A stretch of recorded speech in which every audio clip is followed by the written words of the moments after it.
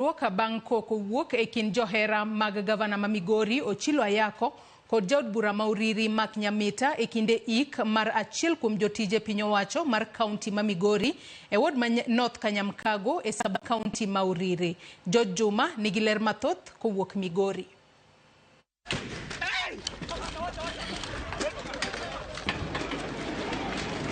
Rombego ma oting'o mago mag liete e kaunti ma Migori osebedo kuonde mag rakruok e kind josiasa e kaunti ni, ma bende nyiso teko margi.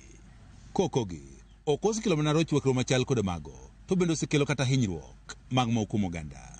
E kinde hik mar achiel kuom jotijego mag piny owacho mar kaunti ma Migori chieng' manyoro e sab kaunti ma Uriri, koko ne owuok kendo kelo hinyruok. Koko ne obiro bang' ka joherago mag jobun ma Uriri Mark Nyamita kaachiel kod gavana ma Migori Ochilo Ayako ne orakore. Josiasa ariyo gi sani koro osewore ka otenore kod koko ni mane wuok Uriri. Bedo to donjo korie kuma maiti nitie gi hooligans within no minutes wapo ka gichako go bunde kapok gichopo kare tent kama wantiere. Chopo kanyo to ka gikerangach tayudo ka bodyguard mar Mark Nyamita emochung' e mbele institution matelo ne ni mtok gavana ok nyal kadho kanyo. Ayudo koting'o vinyangarika moko moketo gi ludhe ni nyalo sembo mtok gavana. Kane wasekalo wadonjo kanyo to luwo bang'wa mo omuocho magina malo. Aeto polise mabene gisewuoyogo ochako go jopiny nyake jolemo gi tear gas. E seche ma jobunu ma Uriri Mark Nyamita wacho ni gavana ma Migori Ochilo Ayako ema tiyo kod tekone e bwoge, gavana ma Migori bende wacho ni jobunu ma Uriri tiyo kod obila mondo nyis teko mare. Wachen achiel, wakwayo security organs duto wadaneno ka action okaw nikech we have live videos, wantiere gi evidence jok mano kelo koko.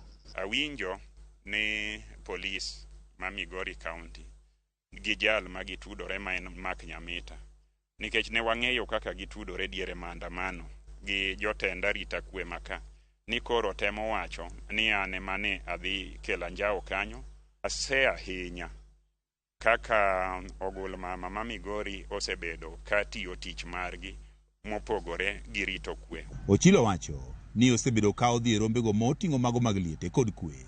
Kata kamano, josiasa mamoko ema osebedo ka koro temo rocho rombego mondo ne ni ene jakoko. En gima nochan kendo gima nolosi ni mondo gavana ma Migori County kik bi Uriri. Achayo kendo akwedo kabisa paro machuok kamano. Migori ka wadwaro kwe, wadwaro dongruok, wadwaro maendeleo, ok wadwar koko gi fujo.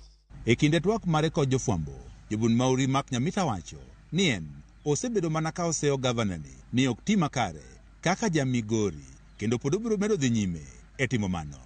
Luoro no onge ng'ama biro yieni, onge gima wadwaro, kendo wabiro bedo gi chir mang'eny kabisa mar nyisi adieri, obed gotieno kata obed godiechieng'.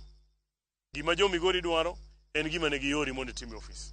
Gavana ma Migori komachielo to koro wacho ni Nyamita kod siasa mamoko ema osebedo ka keyo miriambo ni ok oti ka gigo motimo to koro nenore. Ni ng'ato mawacho ni jatich, mawacho ni ka ok itiyo tidhi dala, ni emotero county government e court, ni mondo county government kik ndik ji, vijende to gi mine, ni ene motere court ni mondo kik ndik ji.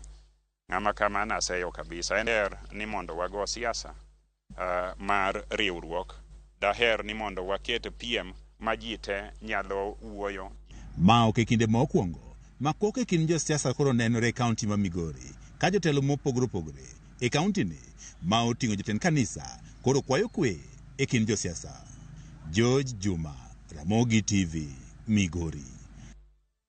Nyakwa Ramogi Ajwang' yiena mar mondo mi akaw yoyo mokwongo e weche manyien mag Oimore otieno